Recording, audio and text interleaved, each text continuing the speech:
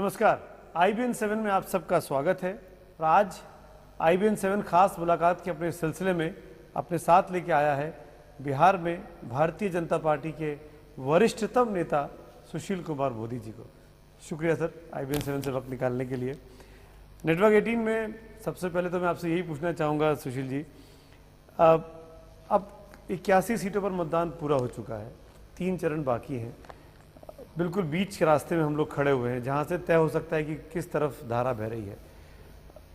आपके हिसाब से बीते 2 चरणों में, जैसे कि अध्यक्ष जी ने कहा कि बीजेपी मेजॉरिटी में आ रही है, आपकी पार्टी के अध्यक्ष जी की प्रेस कॉन्फ्रेंस हुई थी, मैं उससे आपको उस पर रिएक्शन नहीं लूंगा, लेकिन मैं ये पूछूंगा कि ऐसी क्या बात रही भारतीय जनता पार्टी की जो क्लिक की लोगों के बीच में, जो लोगों को पसंद आई, पॉजिटिव क्या चीज़ रही? देखिए, सबसे ज़्यादा जो क्लिक कर रहा लोगों को कि केंद्र में जिसकी सरकार है उसकी सरकार बिहार में अगर बनेगी तभी बिहार का विकास होगा। अभी नरेंद्र मोदी जी का करीब 3.5 साल का कार्यकाल बाकी है। उन्होंने बिहार को 1,65,000 करोड़ का पैकेज दिया है और आज तक बिहार और केंद्र एक दूसरे के खिलाफ लड़ते रहे। तो हम लोगों से यही करें कि अब बिहार को केंद्र से लड़ने वाली सरकार नहीं चाहिए, केंद्र के साथ कदम से कदम मिलाकर चलने वाली सरकार चाहिए जी। बिहार एक गरीब पिछड़ा राज्य है और अपने बलबूते पर वो आगे नहीं बढ़ सकता है। आज भी हमको 70% हमारे जो संसाधन हैं वो केंद्र की सहायता के रूप में प्राप्त होते हैं। तो अगर केंद्र राज्य दोनों में अगर बेहतर संबंध होंगे तो बिहार और तेजी से आगे बढ़ सकता है। तो इसलिए लोगों को ये लगता है कि अगर केंद्र में नरेंद्र मोदी की सरकार और बिहार में भी अगर बीजेपी की सरकार बन जाए तो दोनों में बेहतर तालमेल होगा। पैकेज को ये लोग लागू कर सकते हैं। लालू नीतीश पैकेज को लागू नहीं होने देंगे। उनको लगता है कि पैकेज अगर लागू हो गया इसका श्रेय नरेंद्र मोदी को मिल जाएगा। बिल्कुल, एक तो ये। दूसरा एक बात लोगों को अपील करती है कि सबको देखा बारी बारी, एक बार बीजेपी को भी मौका दिया जाए। 35 साल कांग्रेस ने राज किया, 15 साल लालू राबड़ी ने, 10 साल नीतीश कुमार ने, तो एक मौका बीजेपी को भी देकर देखा जाए। तो दिल्ली में नरेंद्र मोदी, बिहार में सुशील मोदी? नहीं, ऐसा नहीं। देखिए, केंद्र में भारतीय जनता पार्टी और बिहार में भी भारतीय जनता पार्टी, ऊपर भी कमल और नीचे भी कमल, ऊपर भी नरेंद्र मोदी और नीचे भी नरेंद्र मोदी। नहीं, देखिए, मैंने ये तो पार्टी तय करेगी कौन मुख्यमंत्री बनेगा, लेकिन ये देखिए हम लोग तो एक सामूहिक नेतृत्व के तहत काम कर रहे हैं और पूरे कैंपेन को श्री नरेंद्र मोदी जी लीड कर रहे हैं। और बिहार में नेताओं की कमी नहीं है। हमारे पास गैलेक्सी ऑफ लीडर्स है, समाज के सभी वर्गों से आने वाले और एक से एक अनुभवी कार्यकर्ता हैं जिनको अगर दायित्व दिया गया तो उसका बेहतर तरीके से निर्वाह कर सकते हैं। लेकिन मेरा इसमें काउंटर क्वेश्चन में, जब इतनी सारी पॉजिटिव चीज़ें हैं आपके फेवर में जो आप बात कह रहे हैं, तो नेगेटिविटी क्यों दिखाई देती है आपके कैंपेन में? और ये मैं इसलिए पूछ रहा हूँ, गिरिराज सिंह जी का ट्वीट कर एक वीडियो डाल देना लालू यादव का गौमांस वाला, फिर एक नया ट्वीट डाल देना जिसमें वीडियो डालना जिसमें तांत्रिक के पास नीतीश कुमार बैठे हुए हैं, इस निजी आरोपों की क्या ज़रूरत है इस कैंपेन में? नहीं, देखिए, इतने बड़े चुनाव के अंदर कुछ इस तरह के आरोप प्रत्यारोपों का दौर चलता है, लेकिन सबसे चिंता की बात है कि लालू यादव जैसा व्यक्ति और प्रधानमंत्री को ब्रह्म पिशाच है, उनके मुंह में हल्दी ठूंस देंगे, उनके नाक के अंदर लाल मिर्चा को जलाकर और पीली सरसों को जलाकर उनके मुंह में घुसा देंगे। आप अगर लालू यादव के भाषणों को देखिए, आप कोई व्यक्ति हंसी मजाक में भी इस प्रकार की अभद्र टिप्पणी नहीं कर सकता है। नरेंद्र मोदी को बिहार से भगा देंगे, गुजरात भेज देंगे, और नीतीश कुमार चुपचाप उनकी सारी बातों का समर्थन करते रहते हैं। तो ये इस स्तर पर जाकर लालू यादव प्रधानमंत्री के बारे में टिप्पणी करते हैं कि कोई भी व्यक्ति इसको सुनकर और शर्म आएगी कि कोई एक प्रधानमंत्री के बारे में, ठीक है, आप कोई टीका टिप्पणी कर सकते हैं, लेकिन इस तरह की अपमानजनक और अभद्र टिप्पणी करना। गिरिराज जी ने क्या वीडियो रिलीज़ किया मैंने नहीं देखा है, मैंने सुना केवल क्या उन्होंने रिलीज़ किया, लेकिन वो भी उनको एक्सपोज करने के लिए शायद होगा कि ये अपने आप को समाजवादी कहते हैं और तंत्र मंत्र के चक्कर में और तांत्रिक के घर जाकर और उनसे आशीर्वाद ले रहे हैं। शायद ये एक्सपोज करने का मुझे नहीं मालूम है कि क्या था, उसके बारे में मैंने देखा नहीं है। लेकिन कुल मिलाकर लालू यादव जिस तरह का अटैक कर रहे हैं, या जिस तरह का attack Rahul Gandhi suit boot की सरकार, अगर गरीब का बेटा सूट बूट पहन लिया तो कोई गुनाह है क्या? क्या केवल बड़े लोगों के बेटे बेटियों को सूट बूट पहनने का अधिकार है? अगर रामविलास पासवान ने बंद गले का कोट पहन लिया तो उसका मजाक उड़ाएंगे क्योंकि वो दलित का बेटा है, महादलित का बेटा है। इन कुल मिलाकर व्यक्तिगत आक्षेपों से बचना चाहिए और सभी दलों के नेताओं से मेरी अपील है कि मर्यादित शब्दों का इस्तेमाल किया जाना चाहिए और सीमा में रहकर भी हम अपने विपक्ष पर करारा हमला कर सकते लेकिन सुशील इसका मतलब सारा नेगेटिव कैंपेन सिर्फ विपक्ष की तरफ से हो रहा है, बीजेपी और बीजेपी के अलायंस कोई नेगेटिव कैंपेन नहीं कर रहे? नहीं, मेरे पास बयानों की फेरिस्त है, नहीं, मैं उसमें आपके बयान भी नहीं, हैं। ठीक है, देखिए ऐसा है कि कौन सा बयान, मेरा कौन सा बयान मुझे बताइए आप। मैं बता देता हूँ आपको। मैं आपसे सुमित जी, मैं एक ही बात जी, कहूँगा जी। आपसे कि जब से यह चुनाव का अभियान चला है, ये लोग विकास के मुद्दे से चुनाव को भटकाना चाहते हैं। ये कभी डीएनए की बात करते हैं, ये कभी गौ मांस की बात करते हैं, कभी अगड़ा पिछड़ा की बात करते हैं, कभी मंडल राज पार्ट 2 की बात करते हैं, कभी ये शब्द वापसी की बात करते हैं।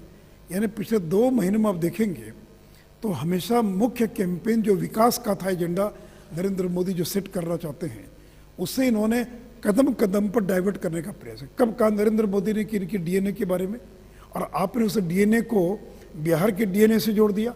शब्द वापसी का अभियान, जनता दिल्ली के लोगों ने बाल का सैंपल और नाखून कटवा कर भेजने का अभियान चलाया, और यहाँ तो बिहार में सैलून वालों की पौ बारह हो गई, क्योंकि उनके पास तो कार्यकर्ता है नहीं कि वो नाखून काटेंगे और बाल देंगे। तो बोरे के बोरे सैलून से बाल खरीद कर, कटे हुए बाल उसी का सैंपल बनाकर भेजना शुरू कर दिया। तो नीतीश कुमार और लालू यादव के पास अपनी कोई उपलब्धियां बताने के लिए नहीं है, नहीं, लेकिन इसलिए उन्होंने हमेशा डाइवर्ट करने का प्रयास किया है। मैं फिर उसी सवाल पे लौट रहा हूँ। सारी की सारी खराब बातें विपक्ष ने की, आपकी अलायंस की तरफ से कुछ भी नहीं हो हुआ? सकता है, देखिए मैं ये नहीं करूँ इतने बड़े कैंपेन में, जीतन राम मांझी, रामविलास पासवान, मैं कहूँ चिराग इतने बड़े पासवान, कैंपेन में मुझे जी। ध्यान में आप बताएं, हो सकता है, मैं ये नहीं कर रहा हूँ, जी। लेकिन अगर आप देखेंगे तो 99% जो नेगेटिव कैंपेन है वो उनके द्वारा चलाया गया है। और सिर्फ नरेंद्र मोदी जी की इतनी रैलियाँ उन्होंने हर कैंपेन में, हाँ हम ये जरूर कहेंगे कि नीतीश जी ने धोखा दिया है। अब लालू यादव को अगर चारा चोर कहा और चुनाव आयोग इस पर आपत्ति कर रहा है, तो क्या वो चारा घोटाले के सजा याफ्ता नहीं है? क्या उन पर 1000 करोड़ के चारा घोटाले के अंदर उनको 7 साल की सजा नहीं हुई है? क्या वो बेल पर नहीं है? और हम तो विधानसभा में नारा लगाते थे, घंटों हमने लालू के सामने, चारा चोर, खजाना चोर, लालू यादव गद्दी छोड़। अब चोर कहें कि घोटालेबाज कहें, इसमें कितना अंतर है ये तो जनता को तय करना है। इसीलिए आपके पूरे कैंपेन का टारगेट लालू यादव है, नीतीश कुमार को आप लोग टारगेट नहीं कर रहे हैं, क्योंकि नीतीश के साथ आप सरकार चलाते रहे, नहीं, आप उनके साथ उप मुख्यमंत्री नहीं, रहे। हमने तो कहा नीतीश जी को कि आप अपनी 10 साल की उपलब्धियां बताएं लोगों को, ताकि लोगों को मालूम पड़ सके कि जो बेहतर काम हो तब काम हुआ जब एनडीए की सरकार थी या हम लोग साथ में थे, और 25 महीनों में जो काम हुआ है उसकी फहरिस्त लोगों के सामने रखे। और मैं नीतीश जी को चुनौती देता हूँ, 25 महीनों में एक भी नई योजना का नाम बता दे। मैं चैलेंज कर रहा हूँ आपके इस चैनल पर कि एक भी नई योजना का नाम बता दें पिछले 25 महीनों के अंदर। वही साइकिल योजना, वही पोशाक योजना, वही लॉ एंड ऑर्डर की बात। जब हम साथ में थे उसी समय की उपलब्धियों को गिना रहे हैं, और ये नहीं कहते कि मिलीजुली सरकार की उपलब्धि है। तो 2 भाइयों ने मिलकर या 2 पार्टियों ने मिलकर खेत को कोड़ने का, जोतने का काम किया, पानी तो देने का काम। आप गिनाइए अपने कैंपेन, हम तो कर ही रहे हैं। नहीं, हम तो बता रहे हैं। नहीं, हम तो बता रहे हैं। आप तो उनको फेल नहीं, हम तो 25 महीनों फेल हो गए। नहीं, हम तो 25 महीनों की विफलता को गिना रहे हैं। हम तो ये कह रहे हैं कि जो बिहार में विकास हुआ, जो काम हुआ, और जो बिहार की देश और दुनिया में चर्चा होती रही, वो तब हुई जब एनडीए की सरकार थी, जब नीतीश जी एनडीए के मुख्यमंत्री थे। तो क्यों छोड़ दिया आपने उनका साथ? जी, जब फिर उनका साथ क्यों छोड़ दिया आपने? वो हमने कहाँ इल्जाम आप छोड़ा? पे लगाते हैं कि आप चले गए इन मौके पर छोड़ के। नहीं, हम गठबंधन हमने तोड़ा क्या भाई? बर्खास्त उन्होंने हमको किया, गठबंधन उन्होंने तोड़ा। नरेंद्र मोदी को जब प्रधानमंत्री का उम्मीदवार घोषित किया तो गठबंधन बीजेपी ने थोड़ी तोड़ा, ये गठबंधन तो नीतीश कुमार ने तोड़ा। और यही तो हमारा आरोप है कि नीतीश कुमार ने 3 गलतियां की हैं। पहली गलती उन्होंने की कि 17 साल की दोस्ती को तोड़ दिया, गठबंधन नरेंद्र मोदी के नाम पर तोड़ दिया। दूसरी गलती उन्होंने की कि लालू यादव और कांग्रेस से हाथ मिला लिया। और तीसरी गलती उन्होंने की कि श्री जीतन राम मांझी को अपमानित कर मुख्यमंत्री के पद से हटाकर और स्वयं दोबारा मुख्यमंत्री बन गए। इन 3 गलतियों का परिणाम ये हुआ है कि बिहार आज राजनीतिक अस्थिरता के दलदल में फंस गया। जी। जिस सरकार को लोगों ने प्रचंड बहुमत दिया था, आज वो अल्पमत की सरकार में बदल गया। और आज बिहार के विकास की चर्चा नहीं हो रही है, बिहार के जंगल राज की चर्चा हो रही है। आज बिहार के अंदर कोई पॉजिटिव काम हो उसकी चर्चा नहीं हो रही। 25 महीनों में एक उद्योग बिहार में नहीं लगा। आने वाले विदेशी पर्यटकों की संख्या घट गई। अस्पतालों में पिछले 9 महीने से दवा की खरीद नहीं हुई है।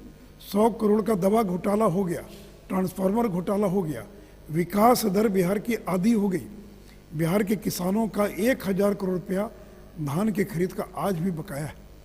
अपराध जो अपनी पराकाष्ठा पर है, और जो अपराध के आंकड़े हैं, तो 2005 में जब एनडीए की सरकार बनी थी, उस समय जो अपराध के आंकड़े थे लगभग उसी स्तर पर फिर बिहार में अपराध के आंकड़े पहुंच गए। तो नीतीश कुमार को इन तमाम बातों का जवाब देना है, लेकिन इससे बचने के लिए वो केंद्र से हिसाब मांग रहे हैं। अपना हिसाब देने के बजाय वो नरेंद्र मोदी से 17 महीने का हिसाब मांग रहे हैं, और नरेंद्र मोदी जी ने कहा कि हम 5 साल बाद हिसाब देंगे। आप जी, मैं क्योंकि आपने नीतीश कुमार के साथ 17 साल काम किया, आप उनके साथ कई सालों तक उप मुख्यमंत्री रहे, उनकी सबसे बड़ी खूबी क्या है और खामी क्या है आपके हिसाब से? देखिए, मैं चैनल के सामने इस तरह की किसी बात पर कोई टिप्पणी नहीं करना चाहूँगा। नहीं, तो उसमें स्ट्रेटेजिकली देखा जाए तो कहाँ आप उनको घेर सकते हैं? मैं ये कह रहा हूँ कि बेहतर काम इसलिए कर पाए क्योंकि बीजेपी साथ में थी, प्रचंड बहुमत था। अगर नीतीश कुमार विकास पुरुष हैं तो बीजेपी से हटने के बाद बिहार में विकास क्यों नहीं कर पाए? तो केवल कैप्टन टीम को नहीं जिताता है, कैप्टन के साथ अगर बेहतर टीम नहीं हो तो क्या धोनी मैच को जिता सकता अकेले? क्या अगर उसके पास बेहतर टीम नहीं हो तो नीतीश कुमार के साथ सुशील मोदी, नंदकिशोर यादव, गिरिराज सिंह, अश्विनी चौबे जैसे कि बेहतर टीम थी, एक बेहतर तालमेल के साथ काम किया। फिजिक्स, केमिस्ट्री, बायोलॉजी हम लोग की मिलती थी, मिलजुल कर काम किया। लेकिन आज श्रेय लेने के लिए अकेले निकल गए वो। इसलिए मैंने कहा कि खेत को दोनों भाइयों ने मिलकर जोतने कोड़ने का काम किया, लेकिन जब फसल काटने का समय आया तो मजदूरी मांगने अकेले चले गए फसल काटने। तो बिहार की जनता ने इसको स्वीकार नहीं किया, कहा कि ये श्रेय अकेले आपका नहीं है। अगर बीजेपी नहीं साथ में होती तो बिहार के अंदर 7 वर्षों के अंदर जो भी कुछ काम हुआ है वो काम नहीं होता। जो तो अगर इतना अच्छा काम कर रहे थे आप लोग, तो आपने क्यों नहीं उनको समझाने की कोशिश की, क्यों नहीं उनको साथ लाने की कोशिश की? देखिए, ये ईगो प्रॉब्लम था। उनको ये लगता क्या था, दिक्कत थी नरेंद्र मोदी जी के नाम से? उनको ये लगता था कि मैं भी रेल मंत्री था, नरेंद्र मोदी तो कभी केंद्र में सांसद भी नहीं थे, कभी केंद्र में मंत्री भी नहीं थे, और मैं पिछड़े राज्य का मुख्यमंत्री हूँ। ये सिर्फ उनकी अपनी निजी खुंदक थी या उनकी पार्टी की राय थी? नहीं, पार्टी की राय। देखिए, वहाँ तो एक व्यक्ति की, ये कोई पार्टी थोड़ी है। लालू, नीतीश, मुलायम, ममता, ये तो एक आदमी की पार्टी, उनकी जो राय होगी वो पार्टी की राय होगी। नीतीश के साथ 100-125 MP MLA भी थे। जो भी एमएलए, तो वो एमएलए तो उन्हीं की बदौलत है ना। ये कोई बीजेपी जैसी पार्टी थोड़ी है या तो कांग्रेस उन्होंने जैसी। अपनी राय की वजह पूरी राय पार्टी पे थोप दी। आज उसी का परिणाम है कि जनता दल यू का आज भी आधे से ज़्यादा कार्यकर्ता इस पक्ष में है कि नीतीश कुमार ने गठबंधन तोड़कर गलत किया, उनको गठबंधन नहीं तोड़ना चाहिए था। बिहार में एक अच्छी सरकार चल रही थी, बिहार की प्रशंसा हो रही थी, एक भली अच्छी खासी सरकार जो डिलीवर कर रही थी केवल अपने आम की पुष्टि, आम को तुष्ट करने के लिए। और कहीं न कहीं एक प्रधानमंत्री बनने का सपना था। उनको लगता था कि फ्रैक्चर्ड मैंडेट आएगा और 20-22 भी सांसद में जिता कर ले गया, हो सकता है कि देवगढ़ जैसी स्थिति पैदा हो जाए जी। और इतने साल तक मैं रेल मंत्री रहा, बिहार का मुख्यमंत्री रहा, तो मैं प्रधानमंत्री बन सकता हूँ। लेकिन ये उनका निर्णय गलत था। देखिए, इस निर्णय का लाभ बीजेपी को मिला कि आज तो लोकसभा चुनाव में देखा हम लोगों ने। नहीं, मैं उसकी बात आगे से बात कर रहा हूँ। अच्छा, आज बिहार के अंदर बीजेपी वर्सेस ऑल हो गया। हम छोटे भाई की भूमिका में थे, आज हम बड़े भाई की भूमिका में आ गए। आज पहली बार बिहार में हो रहा है तो कि इसके लिए तो आपको नीतीश को शुक्रिया बोलना इसलिए चाहिए, लेकिन कि मैं उन्होंने आपको नीतीश बड़ा जी को बना दिया। नहीं, मैं नीतीश जी को शुक्रिया दे रहा हूँ लेकिन मैं कह रहा हूँ बिहार का नुकसान हो गया। 25 महीनों के अंदर Bihar is become the biggest casualty. अगर सबसे ज़्यादा नुकसान किसी का हुआ है तो बिहार का नुकसान हुआ, क्योंकि विकास, लॉ एंड ऑर्डर, पूंजी निवेश, जो सारी चीज़ें ट्रैक पर चल रही थी, अगर सारी की सारी चीज़ें बेपटरी हो गई। 25 महीनों में कुछ काम नहीं हो पाया तो उसकी मुखिया तो कुछ महीनों के लिए जीतन राम मांझी जी भी थे, आज वो आपके साथ है। नहीं, देखिए, देखिए 9 महीने 10 महीने वो मुख्यमंत्री रहे। जीतन राम मांझी तो कभी नहीं कहने गए थे मुझे मुख्यमंत्री बना दीजिए, और उनको क्या काम करने दिया उन्होंने कभी? यानी डॉटेड लाइन पर वो काम करने के लिए उनको बाध्य करते रहे। लेकिन जब जीतन राम मांझी का स्वाभिमान जगा, जब ये लगने लगा कि मेरे ऊपर आरोप लग रहा कि मैं रिमोट से चल रहा हूँ और स्वतंत्र निर्णय लेने लगे, तब फिर उनको उन्होंने और आरोप लगाकर हटा दिया। तो देखिए, मैं जेडीयू सरकार की बात कर रहा हूँ, और जीतन राम मांझी ने अंतिम 3-4 महीनों के अंदर जो निर्णय लिए वो बहुत ऐतिहासिक निर्णय थे, और अंत में नीतीश जी ने उन्हीं निर्णयों को थोड़ा बहुत फेर बदल कर लागू किया। जिन निर्णयों के आधार पर उन्होंने उनको हटाया, उन्हीं तमाम निर्णयों को स्वयं उन्होंने अगले 4-5 महीनों में लागू करने का काम किया। जी। इसलिए देखिए, मैंने इसलिए कहा कि राजनीतिक अस्थिरता पैदा कर दिया। कभी जीतन राम मांझी तो नहीं गए थे कहने के लिए मुझे मुख्यमंत्री बना दीजिए, आपने इस्तीफा दे दिया, मांझी जी को बना दिया, फिर उनको काम नहीं करने दिया। फिर जब वो काम करने लगे और लगा कि क्रिकेट का 9वां खिलाड़ी कहीं सेंचुरी नहीं बना ले तो उनको बेइज्जत करके हटा दिया और खुद मुख्यमंत्री बन गए। आप क्रिकेट खूब देखते हैं, धोनी क्रिकेट का 9वां खिलाड़ी, सब कंपैरिजन कर रहे हैं। जैसे आपको उनकी खूबियां खामियां पता है क्योंकि आप लोग इतने सालों तक साथ रहे, ऐसे नीतीश को भी पता है सुशील मोदी में क्या कमी है क्या खामी है, बीजेपी की लीडरशिप को कहाँ परेशान किया जा सकता है। आपको लगता है कि बहुत अच्छे दोस्त के बाद दुश्मनी निभाना बहुत कठिन होता है? नहीं, मुझे तो देखिए, हम लोग तो पार्टी के वफादार आदमी हैं। 2 मिनट भी नहीं लगा विपक्ष की भूमिका का निर्वाह करने में। और जिस दिन गठबंधन टूटा तो लोगों के मन में शंका थी कि सुशील मोदी क्या करेंगे नहीं करेंगे, लेकिन हम लोगों ने बंद का कॉल दिया और विपक्षी नेता की भूमिका का निर्वाह किया हम लोगों ने। तो जब साथ में रहे तो ईमानदारी से साथ दिया, और जब विपक्ष में आए, जब अलग हटे हम लोग, तो ईमानदारी से विपक्ष की भूमिका का निर्वाह किया। तो जहाँ भी रहेंगे ईमानदारी से काम करेंगे। 15 साल लालू से लड़े और फिर नीतीश जी के साथ रहे। 7 साल जिस तरह का हम लोगों ने साथ दिया है, नीतीश जी पूरी जिंदगी पछताएंगे कि उनको सुशील मोदी जैसा दोस्त, सुशील मोदी जैसा सहयोगी उनको इस जिंदगी में और दोबारा उनको नहीं मिलेगा। इतनी भी गुंजाइश है कि कभी एक हो सके, कभी दोबारा दोस्ती हो सके? देखिए, ये गुंजाइश खत्म हो गई है। गुंजाइश बिल्कुल खत्म हो गई, गुंजाइश खत्म हो गई है। जो रास्ता उन्होंने पकड़ लिया। और सबसे बड़ी बात है कि नरेंद्र मोदी का जिस तरह से वो, यानी जैसे उन्होंने एक पर्सनल एनिमिटी होती है, एक व्यक्तिगत दुश्मनी के भाव से वो नरेंद्र मोदी के खिलाफ में काम कर रहे हैं।